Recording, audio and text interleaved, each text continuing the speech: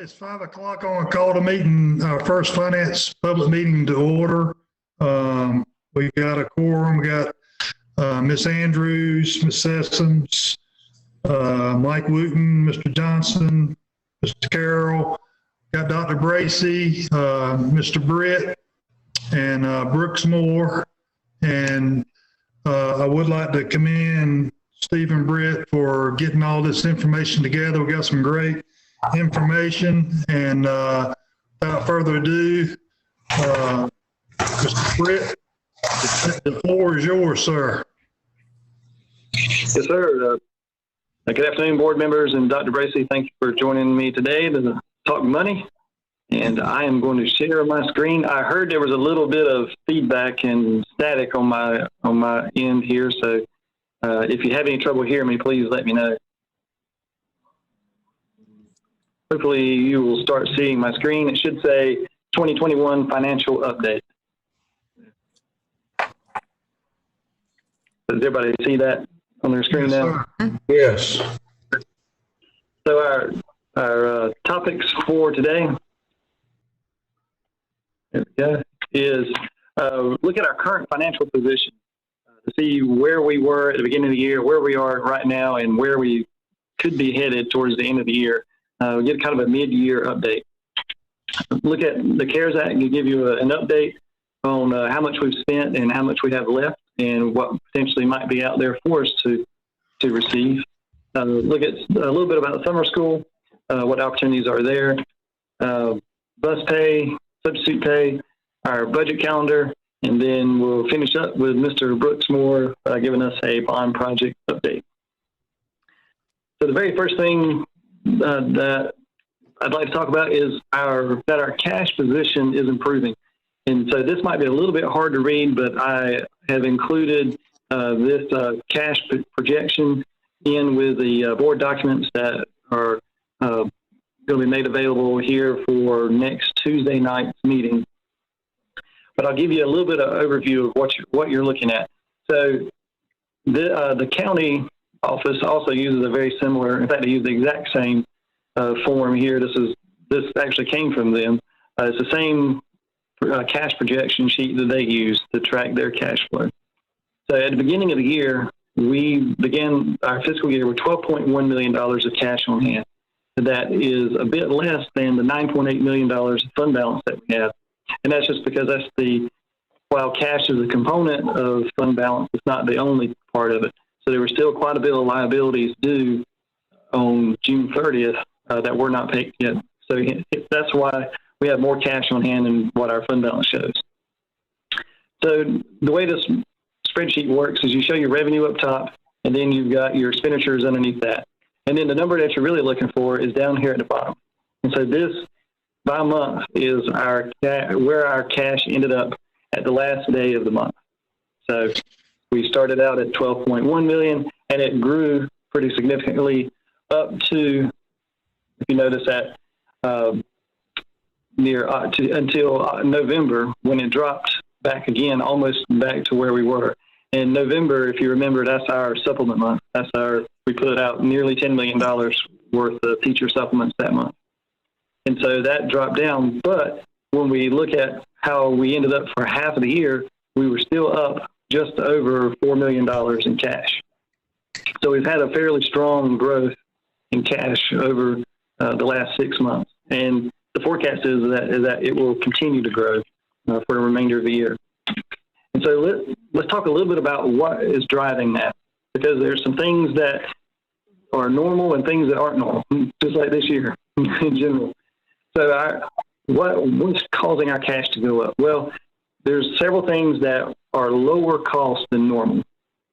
And some of those things are, even though we are having difficulties sourcing enough substitute teachers to cover our classrooms, we're still overall significantly down in how many substitute teachers have been coming in to help us this year. So over the course of a normal half a year, we're down about $755,000 in cost. So on the next several slides, and I've got this note up here at the top, when you see a negative number, that's a good thing. That means that we're doing better than what we did before. I have used 2019 as a reference.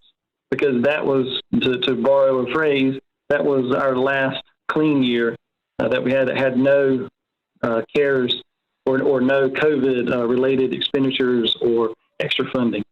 So it compares what we would consider a normal year.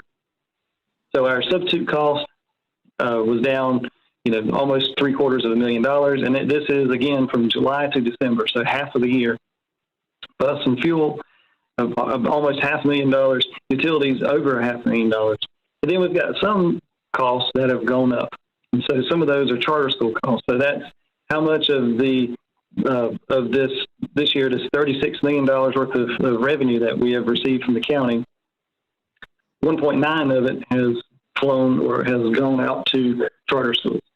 So we are anticipating about a $3.8 million expenditure this year. Well, that's about a $425,000 increase over 2019, and that is largely due to the growth in the number of students that are attending charter schools.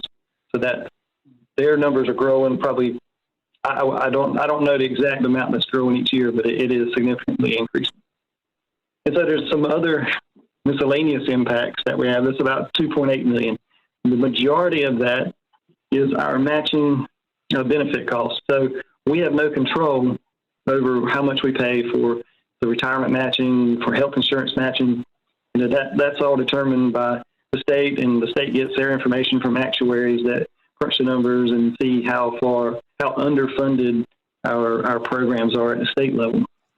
And so we had almost a 15% increase in matching benefits on the retirement side, retirement matching benefits over that 2-year period. And so that was a pretty significant cost increase of about $2.8 million roughly. So that is the net difference between our costs going up for matching benefits and then going down for the number of positions that have been not filled with vacancies, or vacancies that have not been filled. So there's a net impact there of about $2.8 million. So looking at other CARES Act, so we had been able to utilize CARES Act money for expenditures that we probably would have had anyway. And that's what this next line is, about $1.6 million. That is largely technology, student technology. In fact, it's almost entirely student technology expenses in that $1.6 million. So that was also a benefit that we would not have had without that extra revenue. Of course, we have an almost $4 million increase in county funding. The net of all of this, we put it all together, ties back to this first page here, where we've had a $4.1 million increase in our cash position to $16 million is our ending December 31st position. And that is the total difference here at the bottom. So that's our increase of year to date. So what if we look forward now? What could we potentially expect to see at the end of this year? Well, it's very, very difficult to predict this year, as I'm sure you can imagine. The costs are not the same as normal. There's no, I hate to use the word precedent, but there's no precedent for anything that we've experienced this year. So it's hard to forecast what our costs will be for the remainder of the year. So these are our best estimates of how much we would spend in each category. So if we were to take our expenses for half the year, you notice the second half of the year is typically more expensive in several areas than the first half. So if you take July to December of 2019, it more than doubles the second half. And that's because there's a lag in when you pay substitutes. So that it's usually it's not exactly a half a year, so it's behind. Plus, there are more substitutes that are typically used in the second half of the year than the first half. And utilities is another great example of the second half of the year costing more than the first half. So you can't say December 31st we should be exactly halfway spent, because it's not exactly right, even in a normal year. And so these are our best projections of what a normal year would look like. So, and as I note, this forecast will definitely change. This is just our best estimate at this time, but we should add somewhere around $9 million worth of cash to the bottom line year to date. So that's from July 1st through June 30th. So we could potentially have a $9 million increase to to our cash in the bank. So those are strong numbers. Those are hard to come by in any normal year. So, but the next question would be, well, how would we have looked? How would we have fared in a normal year? Because this has been anything but a normal year. So when you say normal, let's add another. Mr. Britt, you're talking about without CARES Act money, correct? That's correct. Without any COVID impact, and that includes an increase in revenue from the federal government and the lower expenses we've had in a lot of areas. Right. So this is our current. I'm sorry. Go ahead, Dr. Bracey. I was going to say also, Mr. Wooten, the flexibility with the PRC 56 as well, with the bus fuel and maintenance funds as well. Right. So this would be without that. Yes. That's correct. So in a normal year, we would have no savings in this column, so on the far right. And then charter schools remain the same, other miscellaneous impacts remain the same, but we also have no revenue on there. So, or no federal revenue for CARES. So we try our best to back all that out. So it looks like we are in a sustainable position currently, and actually maybe slightly to the good. So that was a big comfort, because that was one of the main things we wanted to figure out was, are we currently in a place that we can maintain? And as best we can tell, and it is very difficult to get this exactly correct, but it looks like we are at least breaking even, if not slightly to the good. Any questions on that piece so far?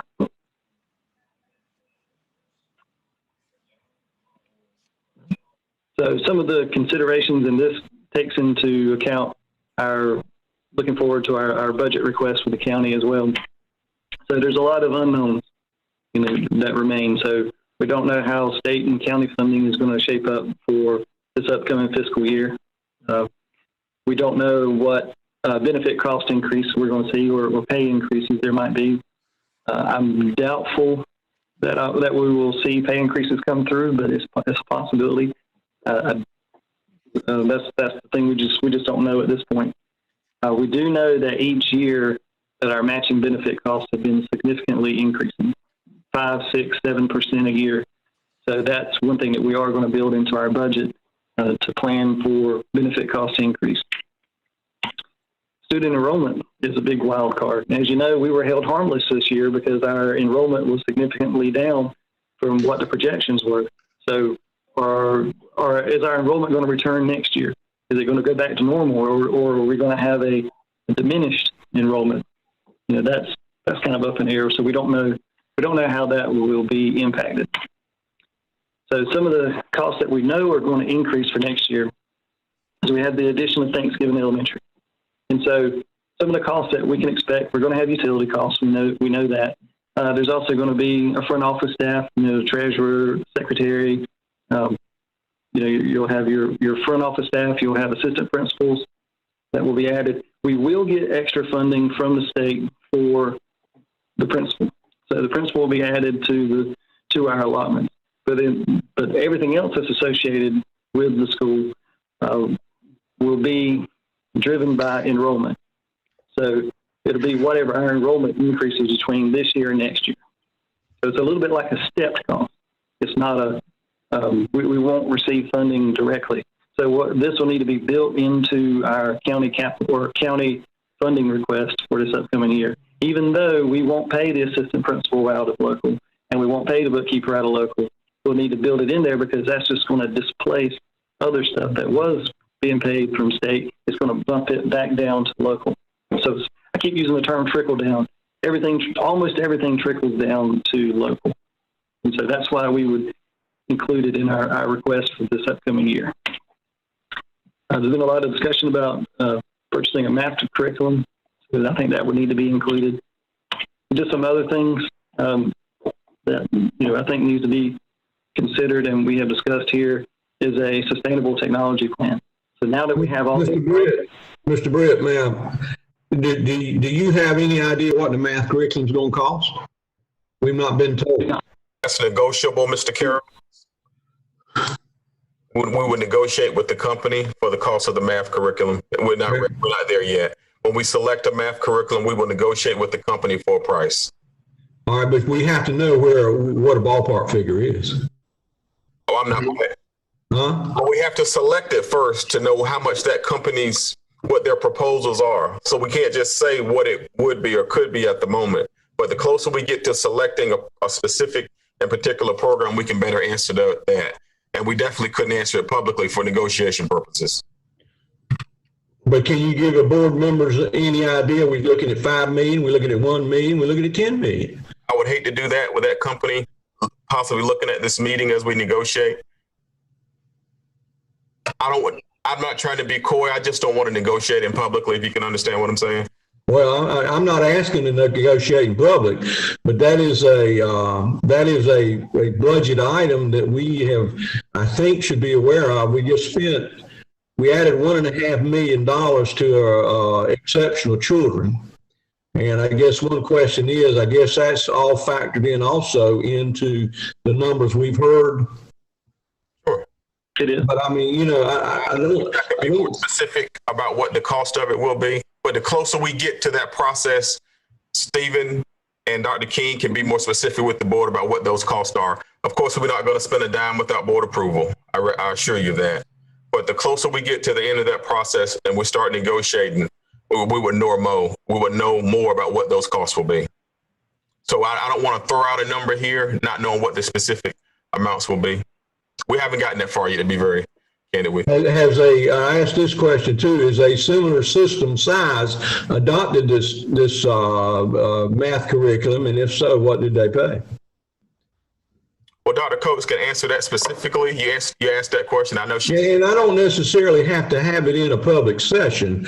My comfort level is, as a board member going into, budget times, it would be nice to know if this is a significant expenditure that we need to know about. And I personally, I think we do. And, I don't think there's any board member that would, sabotage any negotiations. No, I believe that you wouldn't, but this is a public forum right here. This is a public meeting. Oh, I'm sorry. I forgot that. I'm new to this. But you're not doing this. I'm new to this committee business, so my apologies altogether. I hear what you're saying. Thank you. No problem, sir. All right. We will get that information to the board, rest assured. All right. I'm sorry. So looking at go ahead. Just looking at technology, so now we have a tremendous amount of devices within our district. So the question is, what can we sustain technology-wise, or can we maintain this? Because CARES Act money will go away. It's got an expiration date on it, and so how can we maintain what we have? And so that's a real question mark that we need to try to be able to answer. Of course, a big concern of both the board and of the administration is looking at salary schedules. So that's something that needs to be looked at. And then on a positive note, there's been a tremendous amount of progress with pre-K and EC. So both on the cost control side and on the revenue side. So they have managed to increase what I call their 063 budget, because I think of every budget by their purpose code or by their program code, but it's their developmental day funding for pre-K, and that is nearly $500,000 higher than what we had budgeted. So they haven't increased their cost to $500,000, but they've been able to secure an additional $500,000 worth of funding. So we talked about trickle down earlier. All that trickles down to that $9.1 million of leftover cash that we showed you earlier. I've been very pleased with the progress they've made. We're still in the red. We're still upside down in both programs, but they are making a considerable amount of progress. So you're saying with what we just did the last meeting of adding to the EC cost of 1.5, we're making progress controlling it? There are some, not everything is into the plus category or in the win category for costs. There are some downsides to it, and that's when when the cost of contracts increase or when we use vendors more. That is one of the offsets of a lot of the progress that's been made. Okay, but we're pursuing why these contracts keep going up with same number of students on board. Yes, sir. That has been a big topic, really statewide, because our cost for EC is increasing dramatically faster than our revenue is coming in for EC. So the amount that you pay for occupational therapy and speech language and the salaries of those employees are climbing fairly quickly, a lot faster than what our salary schedules are, and it's getting to be tougher and tougher to recruit and maintain employees within our ranks. And so right. They're being replaced with contracted employees, and that's a big cost. It's a tremendous cost. And I agree with that.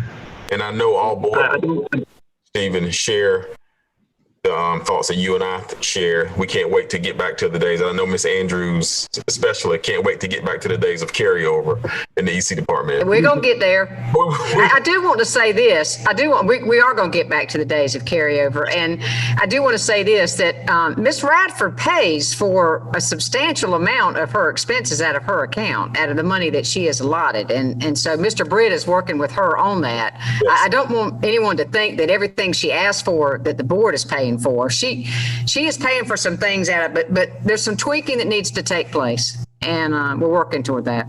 Yes. Yeah, there's two sides of it, just like we talked about. There's a cost side and there's a revenue side, and so trying to minimize costs without cutting services, but also maximizing revenue. So we got to get the best. Yeah. And board members, Steve and Ms. Andrews, it's not just a Johnston County Public Schools problem. It's really happening all over the state with the EC departments being in the red. So that lets you know it's something systematic that we have to address as well, statewide. I can assure you that Ms. Radford understands her budget, and she is working hard. But we just got to help her move forward with it. But she is a hard worker, and she knows her budget, and she knows what she's doing. We just got to help her, as best we can, and support her as she makes some changes. And Stephen, you used to have a saying that the benefits and the employee cost and retirement cost are all going up, but the EC funding has not kept pace with that. No. That's absolutely right. Yes. It's unfortunate when the two aren't linked together. They're not tied together. Correct. That's right. So, and that's a lot of when I talk about trickling down, and that's a lot of what I mean is that there's a difference between how we're funded and then how our costs are they're not tied together, and so everything kind of trickles down to local, and so that's what happens with EC. We pay as much as we can with the funding that we can receive, and then everything else we make up in any place that we can fill the gap. Yes. This is just it might be hard to read on your screen, but we'll send you a spreadsheet version of this so you can see it a lot more clear. But this is just an update of where we are with our current COVID funding from our different sources, both state and federal, and how much we've spent and how much we have left over. So we previously had a lot of what we call CRF funds, and that's CARES Act funding that flowed through the state. So it was controlled by the state, allotted by the state. It originally had, the federal government originally had a deadline of December 31st this past year, 2020. On December 27th, that deadline was extended, but that was too late for us to have gambled and waited for an extension. So we had spent down our CRF funds. So that's why when you look over to the right, you see that remaining column, most of them are zeros because we have spent it down.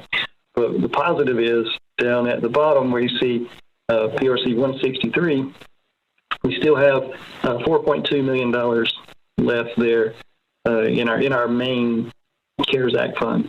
So of the $7.4 million, we still have a little over half left in the bank. That those funds do not expire until 2022, September 30th, 2022. So we have time on that to help us get through. And this does not count the new funding that has already passed legislation and is yet to be allotted to the district. And Dr. Brace, I think we were trying to do some back of the napkin math on that, and we're thinking somewhere around 29 million. Yes. Is what we were looking at. So, and Stephen, and correct me if I'm wrong, as always, with the new stimulus coming that is going to be taken to Congress in the next few days, that's even more federal money coming down for flexibility like this. Am I right? That's from what I understand, yes. And I've heard there's two different versions. There's one from one party and another one from another, and that they both have at least some extra stimulus money built into it. You think it'll be the same flexibility as what we received first round, Stephen?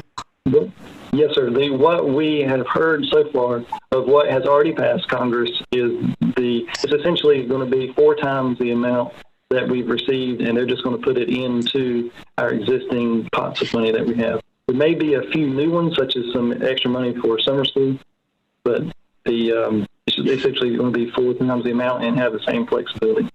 Okay. So the current amount that we anticipated we might see in the county is already passed, and what you're saying is now there's another potential for more money coming? Yes, sir. That's correct. Okay. So we get you're saying 29 million plus more? Yes, that's from what we are hearing. So 29 million has already passed, has already made it through Congress. Right. It's already working through the system to trickle down to us. And then what Dr. Bracey is referring to is that there's another stimulus package that's being debated now that would be. Yeah, I've read about that. Yeah. Yeah. But we don't know, at this point, we've not gotten any directions or potential of what they're going to do with that, or if it's going to be restricted, or if we're free to, or if it's a little more free than it had been, if you will. Excuse me. That's right. Mr. Britt, had the president said things like PPE with that money? Just for making his speeches about the package, he's talked about PPE, making sure schools are ready to open up on time. I believe I've heard him say that. Yeah, that seems to be the big focus right now is on a lot of minds is getting schools open for in-person instruction. Yes. Getting ready. So you pretty much think it might be more targeted towards getting our schools prepared, whatever was necessary for it to improve I guess, the environment. I don't know the specifics. I don't know how much would be in each pot of money. Right. I would imagine the 29 million that we're getting, the majority of that is going to be kind of an open short of accounts, just like this 163 that we see down at the bottom. But I think there are some targeted funds in there as well. Like I mentioned, the summer school is one of them.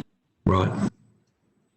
But we're kind of in a hurry up and wait mode for that, because from what I hear, it will be sometime in April before we get our allotment. We've still got a ways to get. That is on the current money that they've already approved. Yes. Yes, sir. Okay. So if we get another one, that'll be even later. That probably will not be this fiscal year by the time it makes its way through all the. I agree. Right. All the decision makers between Washington and Raleigh. So that's where we at, a good position. So 4.3, and that includes what has not. So that's 4.3 that has not been encumbered. So we don't even have purchase orders out there for that yet. So that's available to be spent.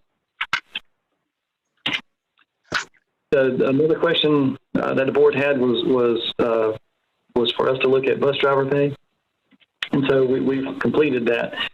We compared salary schedules or pay schedules from 9 other districts in our region. The starting pay, there's a tremendous range in bus driver pay. It really surprised me how much it varied from district to district. And it on the low side, we saw as little as $12.07, I think, was at Wilson County and one other county, maybe Franklin County, and then up to $15 an hour at Wake County. And so then the high end of the schedule ranged from a low of $13.32 all the way up to $23.27. So a huge range. I mean, that's a $10 per hour variance on the high end of the schedule. And that really surprised me. The maximum that you can pay, if I'm looking at it correctly, the maximum you can pay with state funds to a bus driver is $17.45 an hour. So anything that's above that, you have to pay with local funds. So I think these districts that are exceeding that are kicking in quite a bit of local funds into their bus driver pay program. So we were in the middle. So our beginning pay is $13.22, and our highest is $17.24, pretty close to the maximum on the high side. So we looked at several different potential schedules, and we thought, well, let's look at what would a $15 per hour schedule cost. And so we had one at $15 an hour, and it moved very slowly up to $17.24, and it took 30 years to get to $17.24. That cost, looking at both regular time and overtime, would be roughly $641,000 in a normal year. So in a normal, like we use 2019 again as our benchmark year, and compared how many overtime hours there were, how many regular time hours there were, multiplied it times each spot on that schedule, on that potential schedule, and it was going to cost about $641,000. So there's a catch to that, and it's a good catch, because the actual cost that makes its way down to local may actually be less than that. And how that would work, some of transportation could absorb some of that cost. They don't have $640,000 left in their budget to spend down every year. They have a fraction of that. Maybe they could pinch pennies and get $100,000 of that, or maybe a little more than $100,000, possibly in a normal year. So they wouldn't be able to absorb the whole cost. But they could do some of it. So that would be part of it. The other part is that we spend a tremendous amount of money in overtime costs, so time and a half costs for dual role employees. And so that is your teacher assistants that are also bus drivers. They may work 50 hours a week, with 10 hours of that being overtime.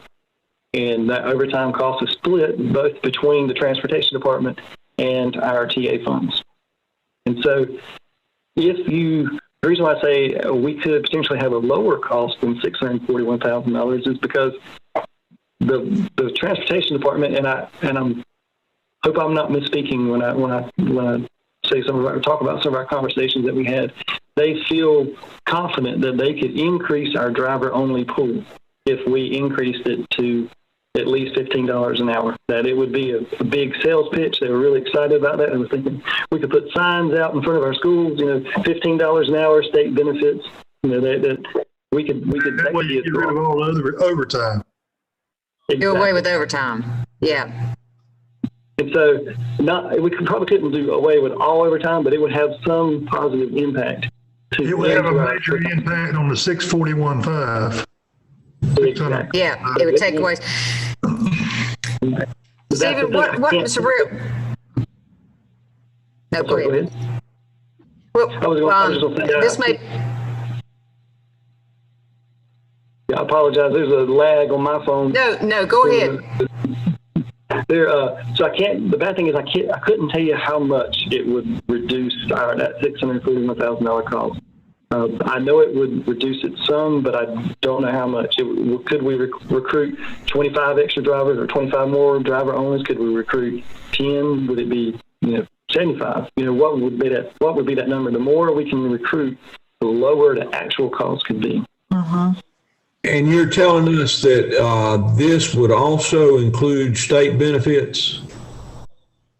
Yes, sir. It includes both retirement and health insurance matching, and of course FICA as well. So yes, sir, this is a fully loaded cost. Okay. Now, tell me this.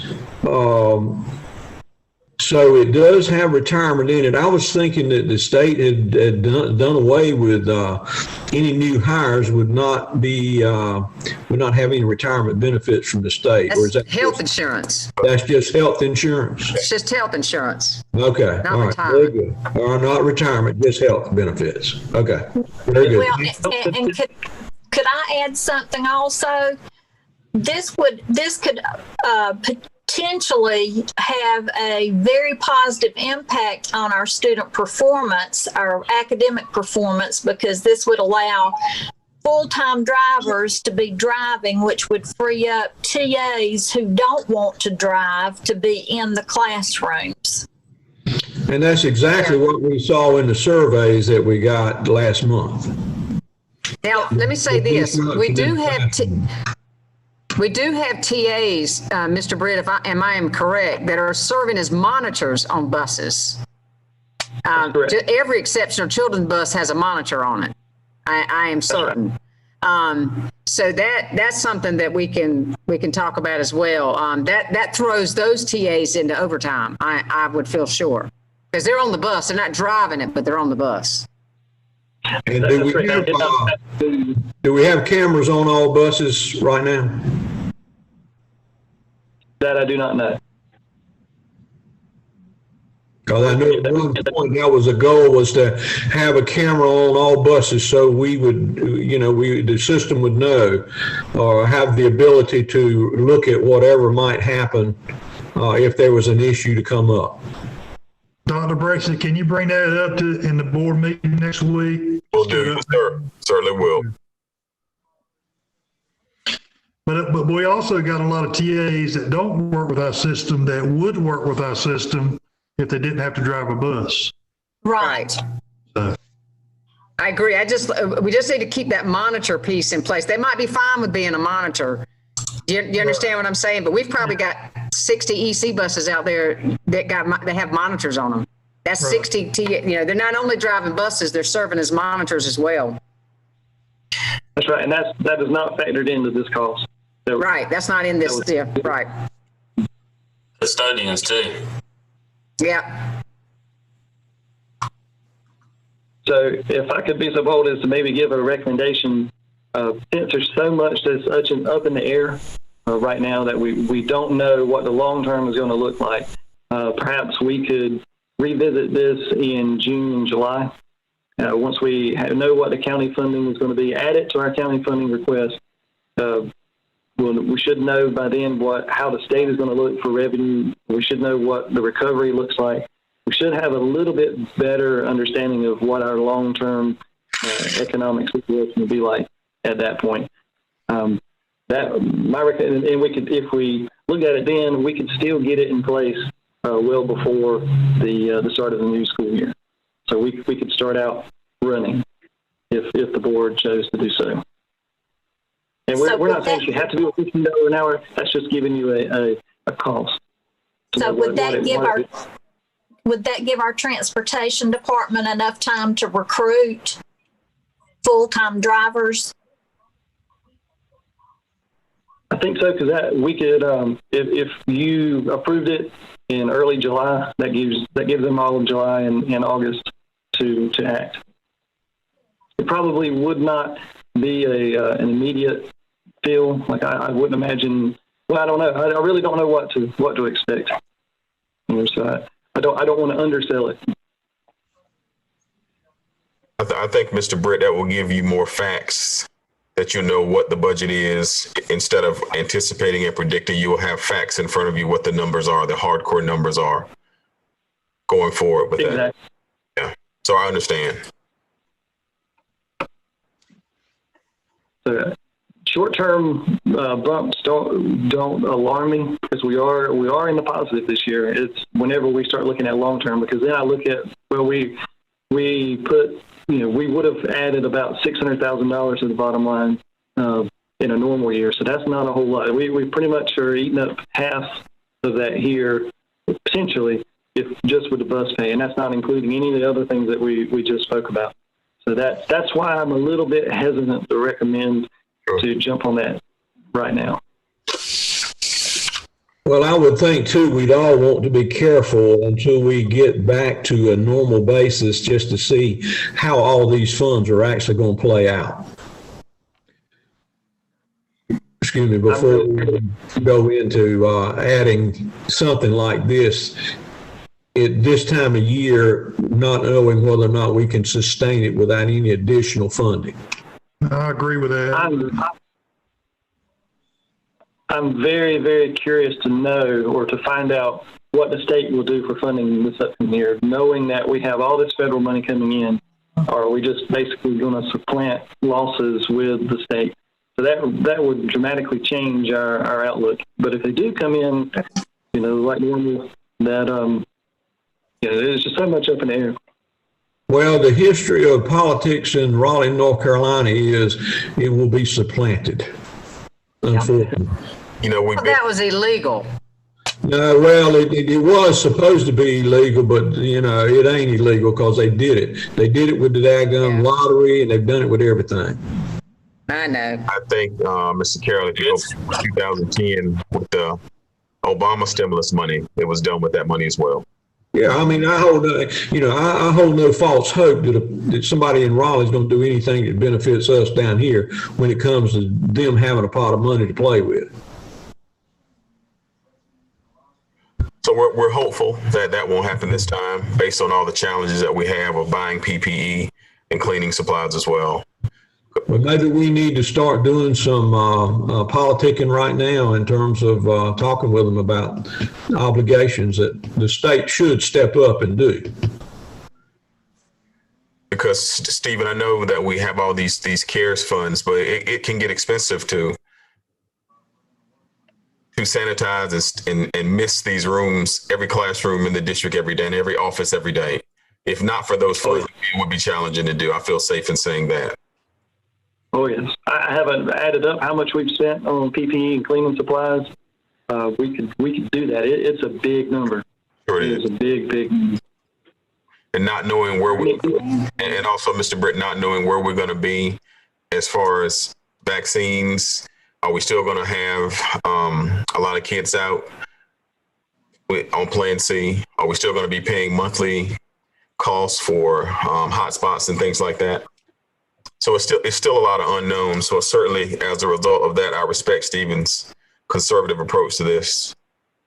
I will say the governor and all the news coming out today says that the vaccine is supposed to be released for pharmacies across the country the middle of this month. Right. That simply means it will then penetrate our neighborhood better. It'll be more available to teachers, to the average person, if that in fact does happen. Certainly. So if there's no other questions, I'll move on to one of the other questions that the board had was to look at a substitute incentive pay and what would a Raleigh style, or excuse me, a Wake style plan, how much would it cost for us? And so that's what we've done here. We've compared two different incentive pay plans. To be clear, I'm neither recommending nor am I not recommending either of these plans.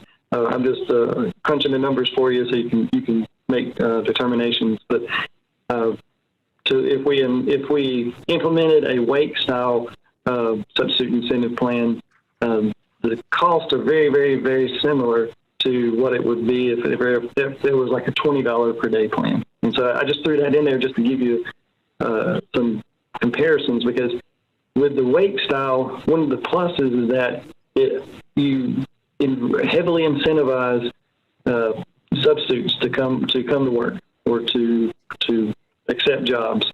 One of the downsides is it impacts a smaller number of subs, because you have, I think it was $100 for 5 days sub during the month, and it went up to like $250 if you did 10, and I think it was $450 or something like that if you did 15. So it grew pretty quickly. So they Wake incentive pay for half of the year, so that would be up through June 30th. That estimated cost would be about $132,000. If you did $20 a day, that would also be about the same, about $136,000. So with the Wake plan, if we use last semester as an indicator of what this upcoming semester or this current semester would bring us, we would have had 184 subs that would have qualified and would have received the wake style incentive. If you did $20 a day, every sub would have qualified for it. They would have all gotten $20 per day. And so what you have is, with the wake plan, you spread more money over a smaller group, but there's a heavier incentive there to sub. Whereas $20 a day, you impact more subs, but there's less total money that's allocated, or lower cost, or lower revenue. Lower income per sub. So again, I'm neither recommending or not recommending, just passing this along as information. So, Dr. Bracy, in our last board meeting, we had a report from Mr. Vetrano about the number of subs who were actually showing up and how that number has dropped drastically this year. Do principals, would principals want us to provide an incentive to hopefully increase the number of subs who are willing to work during this pandemic? If I were in their shoes, I would want more people available that are willing to come into the building. I can't speak specifically on what they would want, but I would assume every principal will want more options of people to be able to call, which would preclude them from having to pool people to cover certain classes, if you know what I mean. Yes, because I'm hearing that teacher assistants are being pulled left and right to cover classrooms. That's happening. Teacher assistants are being pulled. District leaders are being pulled to cover classes as well. There's some district leaders who have standing days. They go to certain schools to cover classes also. Teacher assistants are being pulled. Front office staffs are being pulled. Guidance counselors are being pulled. It's from what I see in here, it's across the board. People are being pulled. Principals are doing whatever they have to do to get classes covered legally. Thank you. And this would be a one-time cost, correct? Yes, that would be my recommendation, would be to not extend it past the end of this fiscal year. It would be a temporary incentive. So this I believe that's how we did theirs as well. I did the math just because I was curious what a $20 per day increase would be for subs. There was two things for that. If in a normal year it was over $700,000, it was a big dollar amount.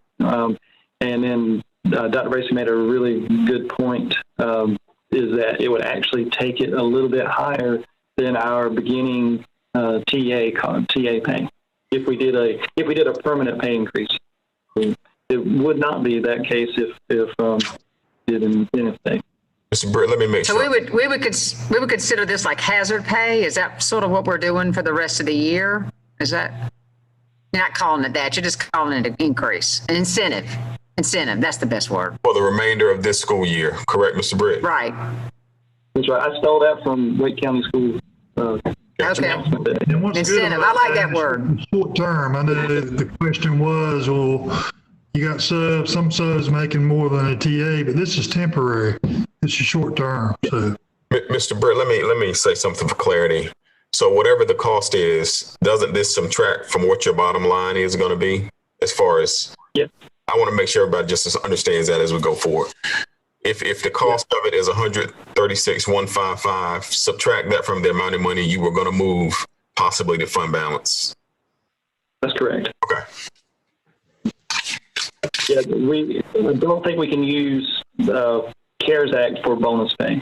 So it would be, you'd have to word it real careful, and I would, in this case, I'd be a lot more comfortable if we paid for it out of either local or state funds where it would be allowed, and I wouldn't have to worry about an audit finding.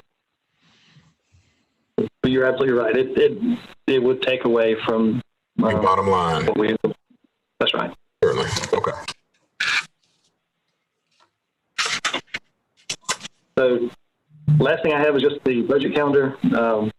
Dr. Bracy and I are working on that. It's a little bit changed this year since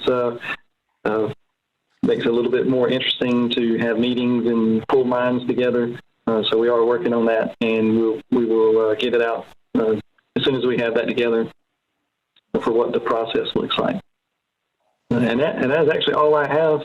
I think Mr. Moore is up next, unless you have questions for me. Well, before we get to Mr. Moore, and but the board and the public sees that Mr. Britt has worked hard to get this information together, some great information where we can make decisions. And I told Mr. Britt earlier this morning that this is, this information, we need to study it, come up with questions that we need to get answered in the next board meeting, which is a week away. And not just the board members, but the public. If you got questions on anything that you've seen tonight, please email us with questions, and we'll get those questions answered, the same as the board members. Mr. Britt, I appreciate your hard work on this. And it's a lot of information, but good information and presented in a way that everybody can understand. Sir, thank you. Thank you, Mr. Britt. Mr. Moore, give us an update on bond money. Yes, sir. Good evening, board members and Dr. Bracy. I'm sharing my spreadsheet that I keep track of the bond project finances. As you can see, a tremendous amount of budgets come out of each or go into each project. So these are the ones that are either completed or ongoing. Starting with our first one at Court Holders High School, the 24 classroom addition, kind of explaining the spreadsheet. It starts with the base bid for construction, but within that base bid, we build in contingency. And then as things happen, we use contingency out of the base bid so we aren't constantly coming back to you for change orders. And then on top of that, there's technology, furniture, design fees, curriculum. So this technology here is for the server, the switches, the cabling, all of that. And then this is for the Chromebooks, the teacher desktops, the smart panels, stuff like that. And that all totals into here. That's paid, and this project's complete. So there's our current total. That's what our budget was, and then there's some details about the project. So I guess I'll just proceed down the sheet. All of these are complete. Security vestibules project. Bleachers at South Johnston football field, track tennis court project, North Johnston gym, additional cooling, front entrance improvements at North Johnston, Princeton High School football field. The only two ongoing projects right now is the CTE renovation at Clayton High School. The new multi-purpose field house is complete, and they are using that. And then obviously down here is the new school at Thanksgiving. And I will say that one is a little bit beyond budget, but that kind of factors in that additional sewer service line that was not expected.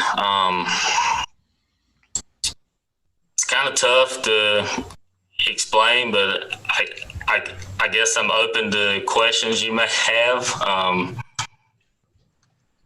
I do want to show you this is my overall bond planning sheet with the amount the county sells and allocates to us each year, and we're currently in year 2, fixing to start year 3.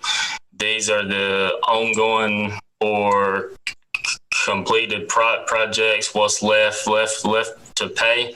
I will say that we are starting design on the next 3 projects that are coming up in year 3. The roofing project at South Smithfield Elementary School, the 12 classroom addition at Archer Lodge Middle School, and a multi-purpose auxiliary gym at Triple S High School. And then following that down in year 3 and 4 is other projects as part of that total $61 million bond package. Mr. Moore, K. Carroll here. Is this going to be made available to us? I'm new to this, and it would be helpful to have this information available, so at least I can maybe speak somewhat intelligently over the next couple of years as we progress through the remainder of the projects. Sure. Yes, sir. And the bond flow, this one here was in your board pack last meeting. But and I'll always add this one whenever I'm coming with a project. I'd give you an update. So coming up soon, whenever I'm coming for award of some of these coming up projects here, I'll be giving you a project finances update, but anytime I'm happy to share this with you. Okay, that would be good information. Mr. Moore, if you'll get it to Ms. Dublin, she'll get it to the board. Okay. Yeah, if you could get us a hard copy of all that, more in the next board meeting. Also, Mr. Wood, you prefer it mailed to you rather than emailed to you? We can do it either way. well, we got a board meeting coming up. I can stick it in the Tuesday. We can get a hard copy, but an email copy would be good as well. We'll stick it in the packet on Friday and have your hard copy at your seat on next Tuesday. Yeah. Also, Mr. Moore, can you supply all the board members with we did a assessment of all our existing facilities a year or so ago, and they need to get their hands on that assessment of all the projects that need to be done in our existing schools. And if you can classify which ones you think are the most urgent to get done, and share that with the entire board. Yes, sir. So next week I'm presenting the five-year DPI facility survey report that shows our in enrollment versus capacity, but then also our capacity needs and renovation needs. And kind of behind that, I'm working with ORED to come out with our five-year facility needs, and that'll come in March, kind of before the joint meeting. Yeah, that'd be good. All right, well, you're saying you're working with ORED, this 5 years. Is that going to be projects that we need to be looking at for the next bond issue that the county is going to, or that we will seek from the county? Yes, sir. Okay.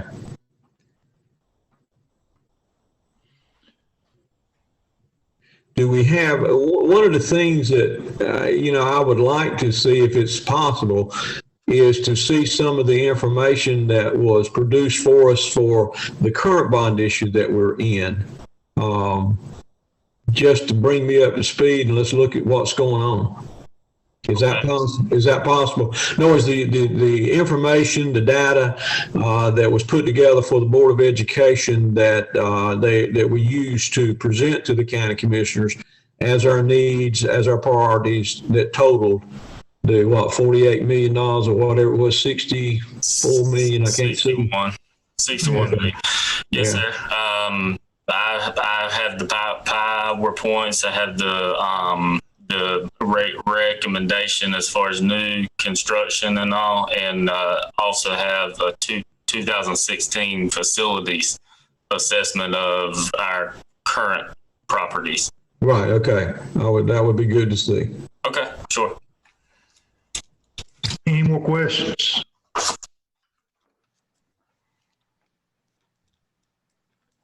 I guess I do. I did for the DPI information that you referenced there. Is that prepared? How is that prepared? Is that prepared from DPI in Raleigh, or is that done based on our surveys, our needs? It is done based on our needs. So DPI sends us a Microsoft Access file, a database file. Uh-huh.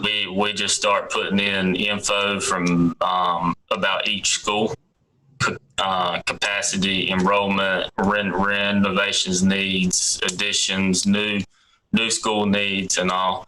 Anything from technology, curriculum, it is quite extensive, and that is what I'll be sharing next week at the full. Okay, thank you. So as we close, if anybody has questions that needs to be answered, please funnel them through me and Stevens. That way I can share all the questions with all the board members, because it might be a question that we just didn't think about, and we need to be educated on the budget. So Mr. Britt, Dr. Bracy, Mr. Moore, appreciate y'all's input on this. It's very helpful as we continue to make decisions as board members, and I will keep getting updated monthly, and we'll try to have these public meetings every quarter, open but separate from the board meeting. But I'll entertain a motion to adjourn. So move. Mr. Carroll got the motion. I have a second. We're going to just stay here. No, second. I'm sitting here in an empty classroom at Campbell University. Yeah, I was sitting here in my kitchen thinking I'm here by myself. Yeah, they figure. Ms. Andrews, board members, thank you for participating. Appreciate it. Thank you all. Thanks so much. So much. Great job tonight. Thank you all. Bye-bye.